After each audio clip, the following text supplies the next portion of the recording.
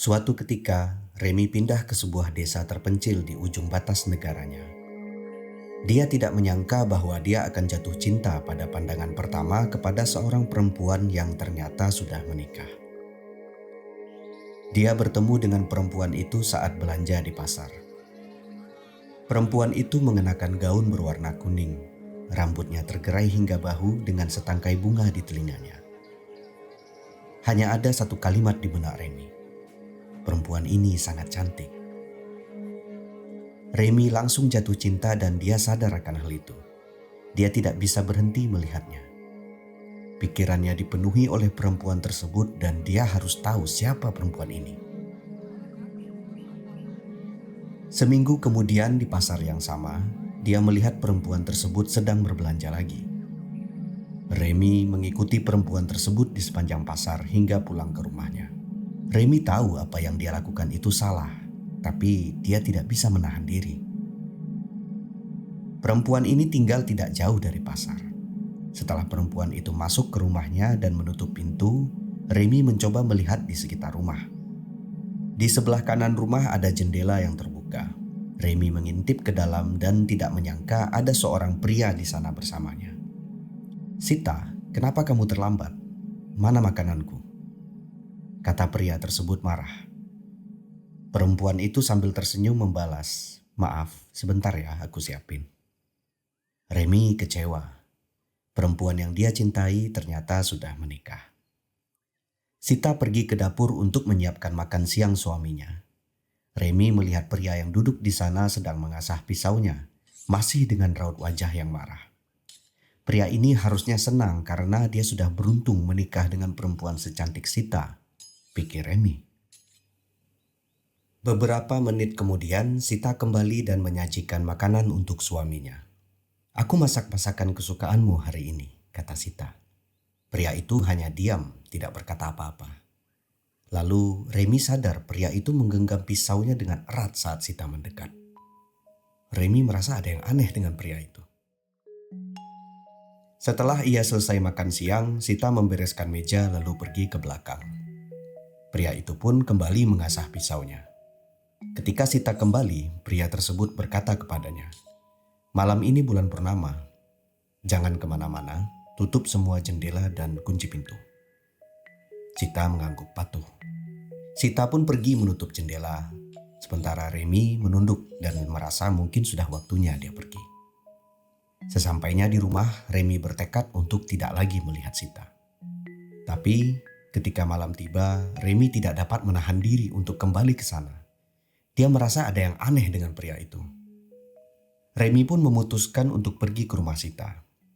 Sesampainya di sana, Remy melihat semua jendela dan pintu tertutup rapat. Dari dalam, dia mendengar suara tangisan seorang perempuan dan suara pria berteriak. Remy mencoba membuka pintu. "Jangan ikut campur," teriak pria itu dari dalam rumah, diikuti suara tangisan wanita. "Ampun." Mendengar suara tangisan Sita, Remy langsung mendobrak masuk ke rumah. Di dalam dia melihat Sita di pojok ruangan, meringkuk. Wajahnya tertutup rambut dan suaminya berdiri menggenggam palu di tangannya. Wajah si pria kemudian mengerut. "Apa yang sudah kau lakukan?" Remy berteriak dan berlari ke arah Sita. "Jangan," pria itu melarang. Remy mendekat ke arah Sita sambil mengambil lilin yang ada di atas meja.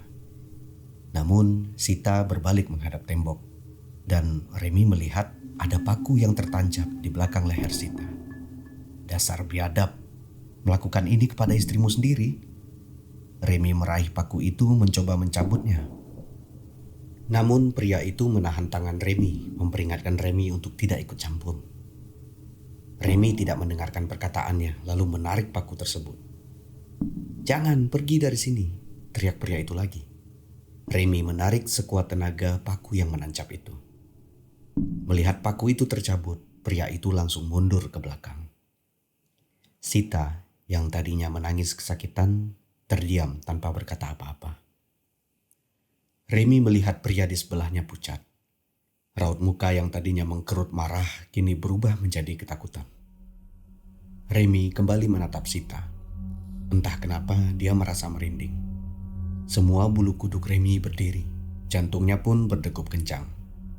Sita bukan lagi wanita cantik yang ditemuinya di pasar. Bau bunga yang tercium tadi pagi seketika berubah menjadi bau bangkai. Sita pun tiba-tiba berdiri, wajahnya masih tertutup rambut. Lalu tiba-tiba angin kencang muncul dari belakang mereka dan menampakkan wajahnya. Matanya merah menyala dan mulutnya lebar dengan gigi-gigi yang tajam. Tiba-tiba makhluk itu menerjang. Remi dengan refleks bersiap. Tapi ternyata makhluk itu melompat ke arah pria di sebelahnya. Kukunya yang tajam menembus perut pria itu. Kemudian makhluk itu mengoyak isi perut pria malang itu, lalu memakannya. Remi terdiam membeku melihat itu. Dia melihat jari pria itu menggeliat di atas genangan darah yang membanjiri lantai. Remi tak kuasa bergerak walau sejengkal pun, melihat makhluk itu melahap organ-organ dalam pria itu.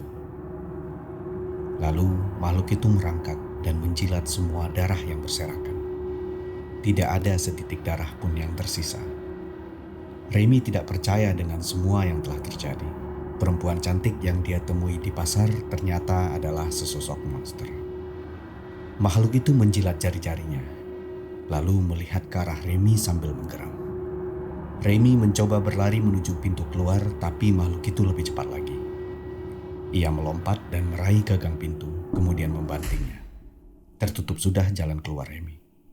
Putus asa, Remi berbisik lirih. "Tolong, lepaskan aku," Remi memohon. Makhluk itu melangkah menuju Remi. Remi mundur perlahan dan tidak sengaja menginjak paku yang tadi dicabutnya dari leher Sita. Remi pun sadar kebenaran tentang makhluk ini dan apa yang harus dilakukannya. Pria itu pasti sudah menemukan makhluk ini di suatu tempat dan membawanya ke desa ini. Sesosok Pontianak. Remi pernah mendengar ceritanya, tapi baru pertama kali ini melihatnya langsung. Dia harus menanamkan paku ini ke belakang leher makhluk itu. Hanya itu satu-satunya cara. Cara agar Remi bisa selamat. Pontianak itu menolehkan kepalanya ke samping, melihat Remi menunduk meraih paku. Makhluk itu tidak bergerak, hanya melihat sambil menggeram, mengikuti arah tangan Remi. Remi mengumpulkan keberaniannya lalu menyerang ke depan. Dia memukul jatuh Pontianak itu, lalu mengunci pergerakannya, menindihnya. Remi melihat-lihat ke lantai dan menemukan sebuah palu. Remi kemudian meletakkan paku di belakang leher Pontianak itu, lalu menghantamnya dengan palu. Pontianak itu lalu berteriak, menggeliat di bawah tubuh Remi. Kemudian tiba-tiba terdiam. Makhluk itu berubah kembali menjadi bentuk manusia. Warna kulitnya pun kembali seperti sebelumnya. Remi membalikkan tubuh Pontianak itu. Wajahnya sudah kembali seperti semula. Kembali ke wujud Sita yang membuat Remi jatuh cinta. "Jangan sakiti aku," Sita memohon. Dan tetap saja di dalam hatinya, Remi masih kagum dengan kecantikan Sita. Kemudian Remi melihat ke pria yang terbaring di sebelahnya. Atau lebih tepatnya, sisa-sisa jasad suami Sita. "Aku tidak akan melakukannya lagi," lirih Sita. "Bulan purnama ini membuatku susah mengontrol wujudku, bahkan dengan paku ini. Jadi kumohon tetaplah bersamaku." "Maaf, aku tidak bisa," dengan cepat Remi menjawab. Segera Remi berdiri dan berlari pulang.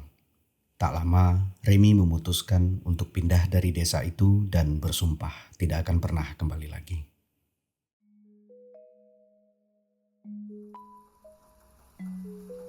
Terima kasih sudah singgah di channel kecil ini. Semoga cerita tadi dapat menghibur kalian dan jangan sampai terjadi di kehidupan kalian. Terima kasih sekali lagi dan sampai jumpa di cerita berikutnya.